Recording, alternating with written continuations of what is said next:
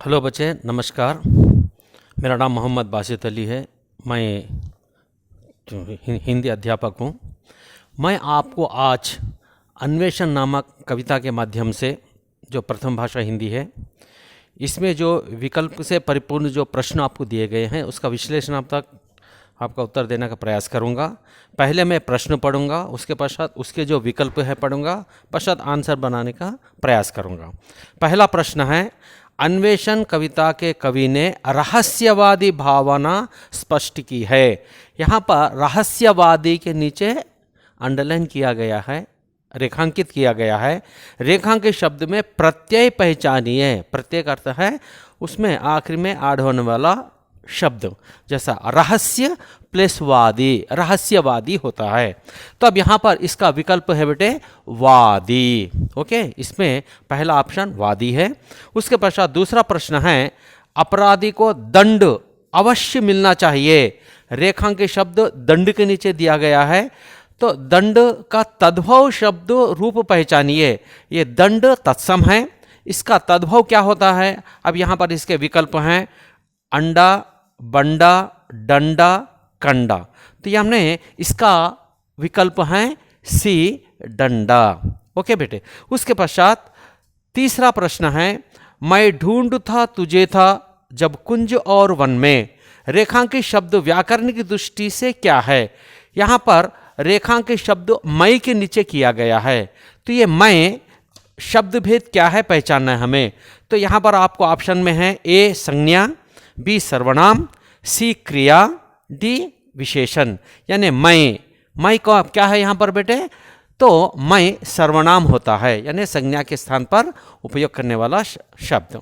उसके पश्चात है चौथा प्रश्न, ईश्वर तुम्हें चिरायु करे। अर्थ के आधार पर इस वाक्य का भेद पहचानिए। अर्थ के आधार पर जब हम लिया जाते हैं चिरायु, इस तरह से जब आशावादी शब्द लिए जाते हैं तो ये होते हैं बेटे इच्छार्थक शब्द। इसमें जो ऑप्शन है, इसका जो विकल्प है सी, इच्छार्थक वाक्य है। उसके पश्चात पांचवा प्रश्न है, तो ज्ञान हिंदुओं में, ईमान मुस्लिमों में। रेखांकित शब्द में उचित उपसर्ग जोड़ने से क्या बनता है? मतलब उच्च रेखांकित शब्द की तो क्या बताया यहाँ पर, उपसर्ग जोड़ने से क्या बनता है? तो क्या यहाँ पर इसका अपोजिट क्या बनता है वो आना चाहिए।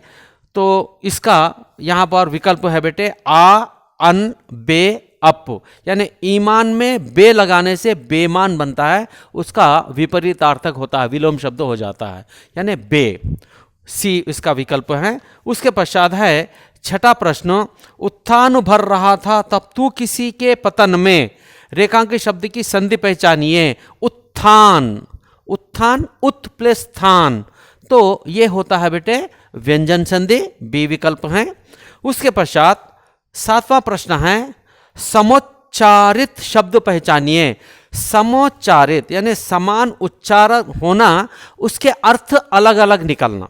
ओके, अब यहाँ पर इसमें अब देखिए ऑप्शन है ए बाजा बजा बजा, बी कोश कोश, सी किरण सुमन, डी ईमान धर्म।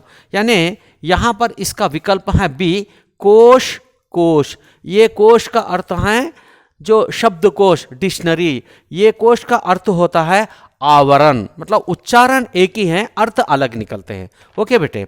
उसके पश्चात है आठवां प्रश्न है, मैं था विरक्त तुझसे जग की अनित्यता पर। रेखांकित शब्द का विलोम शब्द लिखिए। यहाँ पर विरक्त का अपोजिट क्या है? तो यहाँ पर इसमें आपको विकल्प में दिए गए हैं रिक्त, आसक्त, शक्त, सरक्त। तो यानी इसका उत्तर है आसक्त, आसक्त, विरक्त आसक्त। उसके पश्चात है नवा प्रश्न, मैं बाट जोहता था तेरी किसी पतन में, किसी चमन में। बाट जोहना, इस मुहावरे का अर्थ क्या है? तो यहाँ पर विकल्प है प्रेरणा देना, प्रतीक्षा करना, प्रहार करना, प्रेम करना। यानी बाट जोहना का अर्थ होता है इंतजार करना, यानी प्रतीक्षा करना, बी विकल्प है। आखिरी प्रश्न है बेटे, पंडित रामनरेश त्रिपाठी का जन्म सन 1800 1889 में हुआ था। रेखांकित शब्द को अंकों की हिंदी के अक्षरों में लिखिए। यहाँ पर 1889 1889 दिया है, इसको क्या कहते हैं? यहाँ पर विकल्प है ए 1889। ओके बेटा, तो ये आपको ठीक तरह से समझ में आ गया होगा।